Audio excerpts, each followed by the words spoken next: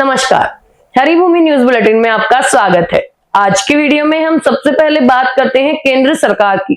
केंद्र सरकार ने हरियाणा सरकार को जबरदस्त झटका दिया है। केंद्र ने हरियाणा सरकार की ओर से पास किए गए 2 कानूनों को रिजेक्ट कर दिया है। जिन 2 कानूनों को मोदी सरकार ने रिजेक्ट किया है, उनमें पहला कानून हरियाणा संगठित अपराध नियंत्रक विधेयक से जुड़ा हुआ है और दूसरा कानून Haryana honourable disposal of dead body bill है। केंद्र सरकार की रिजेक्शन के बाद नायब सिंह सैनी सरकार अब इन दोनों बिलों में जरूरी बदलाव करेगी।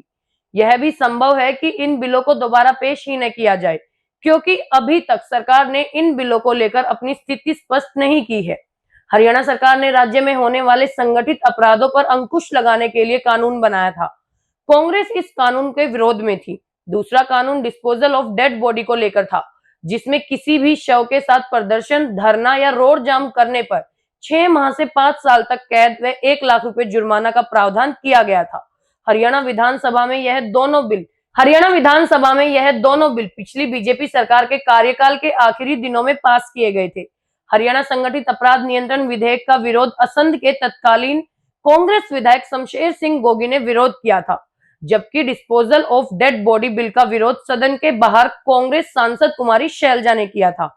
आपको बता दें कि हरियाणा संगठित अपराध नियंत्रण विधेयक जब पास हुआ था, तब मनोहर लाल मुख्यमंत्री थे। इस बिल के पेश होने के दौरान विधानसभा में बजट सत्र के अंतिम दिन जबरदस्त हंगामा हुआ था।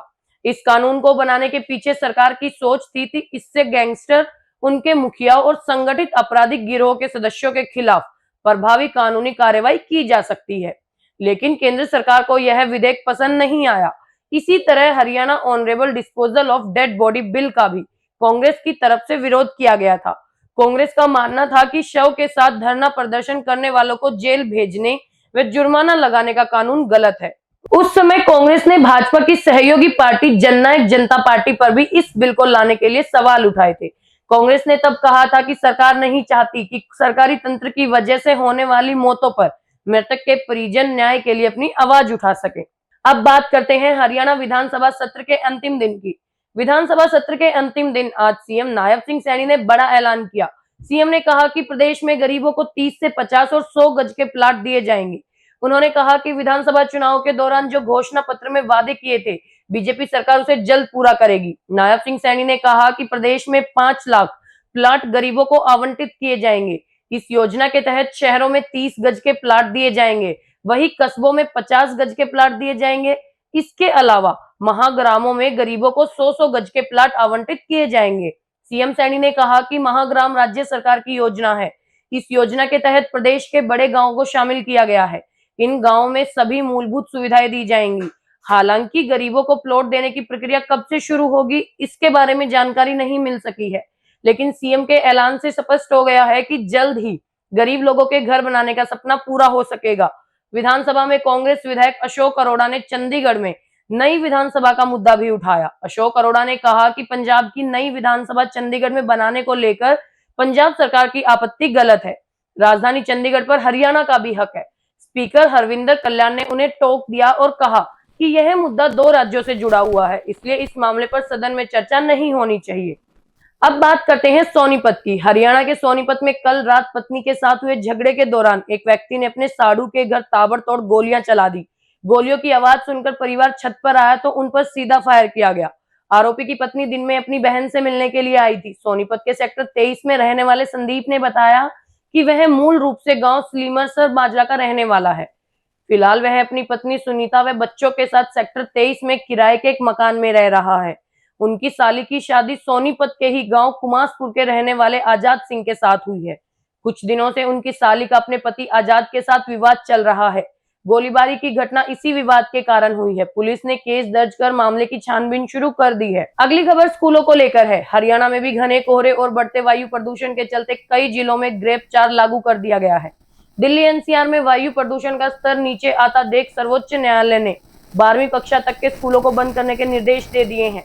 ऐसे में हरियाणा स्कूल शिक्षा निदेशालय ने भी तुरंत कार्रवाई करते हुए कक्षा 1 से 12वीं तक के सभी सरकारी और निजी स्कूलों को बंद करने का आदेश जारी कर दिया है। नए आदेश के बाद अब प्रदेश में 12वीं कक्षा तक के स्कूल भी बंद होंगे। आपको बता दें कि इससे पहले 5वीं तक के स्कूल बंद कर दिए गए थे।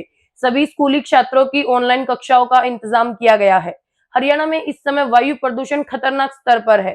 जींद में बढ़ते प्रदूषण के बीच जिला उपायुक्त मोहम्मद इमरान रजा सरकारी गाड़ी के बजाय साइकिल से अपने दफ्तर पहुंचे। पानीपत से मर्डर की खबर आ रही है, जहां एक व्यक्ति की चाकू मारकर हत्या कर दी गई। वारदात को अंजाम देने के बाद आरोपी मौके से फरार हो गए। घायल व्यक्ति को अस्पताल ले जाया गया, जहां डॉक्टरों ने उसे मृत घोषित कर दिया। घटना के बारे में पता लगने पर मौके पर पुलिस पहुंच गई। पुलिस ने मृतक के परिजन के बयान के आधार पर मामला दर्ज कर लिया है। फिलहाल पुलिस फरार आरोपियों की तलाश कर रही है। पुलिस को दी गई शिकायत में मृतक के भाई प्रवीण कुमार ने बताया, लालचंद दीवान गांव में पालीवाल फैक्ट्री में काम करता था। वह उसी के गांव के रहने वाले अंशु और शुभम के साथ फैक्ट्री गया था। शाम को 7:30 से 8 बजे के आसपास जब वह फैक्ट्री से लौट रहा था, तभी कुछ लोगों ने लालचंद पर चाकू से हमला कर दिया। मृतक के भाई प्रवीण ने आरोप लगाया है कि उसके भाई पर गांव के ही सोनू और सन्नी ने अपने साथियों के साथ मिलकर हमला किया है। सभी ने मिलकर लालचंद की पीठ और सीने पर चाकुओं से वार किए हैं। परिजन का आरोप है कि पुरानी रंजिश में आरोपियों ने लालचंद की हत्या की है। स्मालखा के डीएसपी कादियान ने बताया कि आरोपियों के खिलाफ हत्या का केस दर्ज कर लिया गया है और जिन्हें जल्द ही गिरफ्तार कर लिया जाएगा। और अब खबर फरार दुल्हन की। सोनीपत जिले में एक नई नवेली दुल्हन शादी के अगले ही दिन ससुराल से फरार हो गई। पति अब पुलिस थाने का चक्कर लगा रहा है। जानकारी के अनुसार सोनीपत के खरखोदा में शादी के एक दिन बाद ही दुल्हन पति को छोड़कर फरार हो गई। साथ में वह घर का कीमती सामान भी ले गई। घर से फरार होने से पहले दुल्हन ने देर रात अपनी सास और पति को चाय में नशीला पदार्थ पिला दिया। इसके बाद दोनों की हालत बिगड़ गई। दोनों को बेहोशी की हालत में अस्पताल में दाखिल करवाया गया। वही घर में सारा सामान बिखरा हुआ मिला और कीमती सामान भी गायब मिला। खरखोदा थाना पुलिस को पीड़ित परिवार ने शिकायत दे दी है और पुलिस अब मामले की जांच कर रही है। हरियाणा की ऐसी ही मुख्य खबरों से जुड़े रहने के लिए हमारे चैनल पर बने रहिए। वीडियो अगर पसंद आया हो तो उसे लाइक करें, शेयर करें, सब्सक्राइब करें। खबर को अगर विस्तार से जानना है तो हरिभूमि अखबार पढ़ें।